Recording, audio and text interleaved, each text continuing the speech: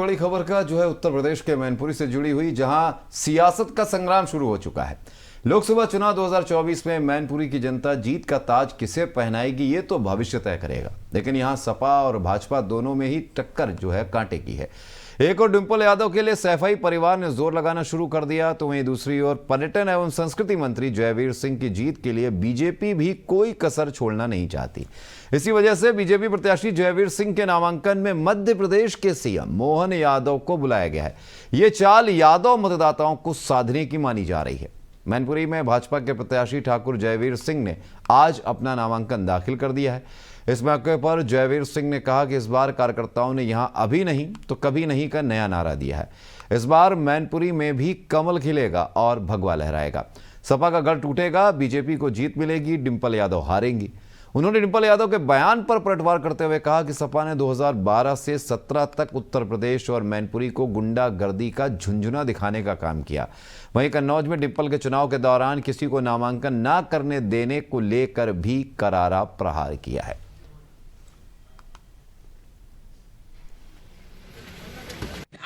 कभी भी भारतीय जनता पार्टी जात और धर्म की राजनीति नहीं करती है। भारतीय जनता पार्टी सर्व समाज के विकास के लिए, सभी के उत्थान के लिए, सभी के सम्मान के लिए पूरी तरह काम करती है।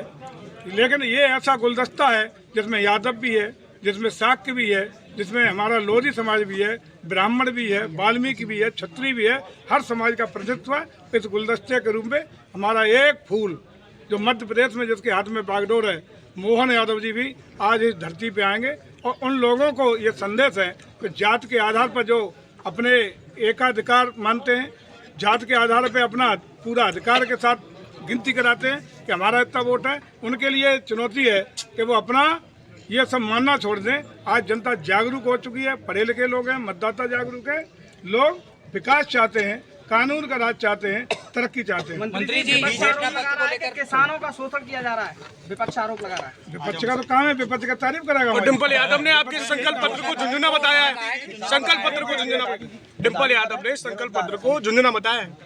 देखिए, बताना भी चाहिए, इसलिए उनका झुंझुना है कि उनका जो झुंझुना रहा 12 से 17 में उनके पतिदेव का, वो ने अच्छी तरह देखा है। वो झुंझुने में था गुंडई, अराजकता।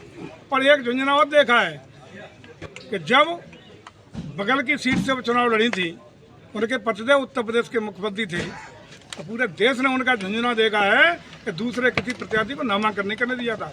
एक झुंझुना और देखा है उनसे, पूछ लेना जरा कि धर्मेंद्र यादव जी जब यहाँ के प्रत्याशी थे समाजवादी पार्टी के, तो एक कलंक मैनपुरी पर लगा था।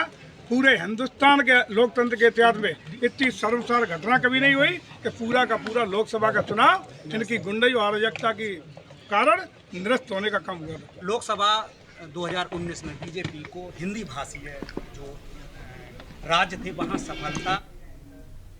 तो आपने सुना मैनपुरी से लोकसभा के प्रत्याशी, बीजेपी प्रत्याशी जयवीर सिंह को। डॉक्टर साहब, जिस तरीके से जयवीर सिंह पत्रकारों को जवाब देते हुए कह रहे थे कि 2012 से 17 तक गुंडागर्दी का झुंझुना मैनपुरी में देखने को मिला है, और इस बार समाजवाद के रूप में जो यादव जातिगत वोटों को जो साधने की कोशिश की जाती है उसको तोड़ने की बात की जा रही, लेकिन खुद मोहन यादव को एमपी से बुलाकर क्या समीकरण साधने की कोशिश नहीं है? आपको नहीं लगता कि पूरी तरीके से जी ये अगर कोई भी कहे, कोई भी पार्टी ये कहे हम जातिवाद और धर्म से दूर है, इस बिल्कुल कोरी कल्पना। अरे प्रत्याशी ही भेजा जाता है जब तक जाति समीकरण में संतुलन न हो, जब तक सामंजस्य न हो, प्रत्याशी नहीं थे। आप बताइए, बहुत से ऐसे प्रत्याशी हमारे, अभी मेरे एक यहाँ पर एक्स MLC हैं, अब वो उनकी चिंता आप सुनिए। उनका मेरे पास दो तीन बार फ़ोन आया। एक बार बोले ये बताइए कि यहाँ से ईसाई कोई प्रतिनिधि हुआ कभी, और उसके लिए रिजर्व सीट थी? हम कहा कभी नहीं, रिजर्व सीट कभी हो ही नहीं सकती है, क्योंकि माइनॉरिटीज़ के लिए नहीं, और ईसाई माइनॉरिटीज़ में आते हैं। बोले हम तो सरदार हैं, हमको आज तक कोई नहीं। तो हम कहा बिल्कुल सही है। अब देखिए, गणेश शंकर विद्यार्थी है, काश समाज के इतने बड़े, कौन जा रहा है उनको पूछने के लिए? पूछे कौन जा रहे हैं? दूसरे जो राजनीतिक दलों के, जातिगत के जो उनके मसीहा हैं, वो पूछे जा रहे हैं। कौन पूछ रहा गणेश शंकर विद्यार्थी को? रो तो रहे थे सब बैठ करके कल, और वो यहाँ पर कानपुर के लोगों ने मैंने तो एक जगह लिखा कि कानपुर लोगों ने कहा कि यहाँ पर एक विश्वविद्यालय उनके नाम पर बना दिया जाए, नहीं बना, बल्कि मुरली मनोहर जोशी ने तो इस तरीके से कह दिया कि लोग वो हो गए। तो हमने एक जगह लिखा कि काश गणेश शंकर विद्यार्थी का भी जातिगत आधार मजबूत होता तो उनकी भी प्रतिभाएं लगती, उनका भी एक वोट बैंक होता, उनके भी आदमी को टिकट दिया जाता। टिकट तो बहुत दूर की बात है गुरुजी, लेकिन सबसे बड़ी बात यह है कि आप ये देखिए कि साहब की यहाँ पर उनके नाम से जो प्रताप प्रेस थी, जो पुरानी उनकी जगह थी, वो तक जर्जर चुकी, उस पर ध्यान कोई ध्यान नहीं दे रहा जी। काश, वही फिर कह रहा हूँ, काश जी वो विद्यार्थी जी ऐसे जात के होते जिसका एक आधार होता, एक वोट बैंक होता, सब कुछ होने लगता, वहाँ तक तो बड़े बड़े लोग पहुँच जाते, लेकिन नहीं हो रहा। तो ये जात का वहाँ पर देखिए, मैनपुरी का चुनाव बिल्कुल एक प्रतिष्ठा का चुनाव है। ऐसा नहीं है, डिम्पल यादव भी सतर्क है, गांव गांव जा रही हैं, भाग भाग करके जा रही हैं। और जयवीर सिंह के लिए भी उनका क्यों देखे नारा का, अभी नहीं तो कभी नहीं, क्या मतलब है इसका जी। कि माने इस बार अगर नहीं जीते तो अब कभी नहीं जीत पाए। और ये भी कहा कि अब की मैनपुरी जीतेगा, बीजेपी जीतेगी, ये सब कह रहे।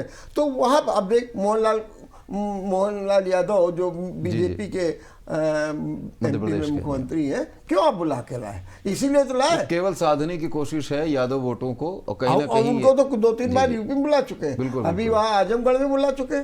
तो ये क्या, उनको एक मोहरा बना, अभी राजस्थान ले गए थे, मतलब जातिगत समीकरण कहीं सब भी जातिगत है, समीकरण है, सम्मेलन हो रहे हैं, सब कुछ हो रहा है, लेकिन बस यही है। और जब बात की जाएगी, हम इस पर विश्वास नहीं करते।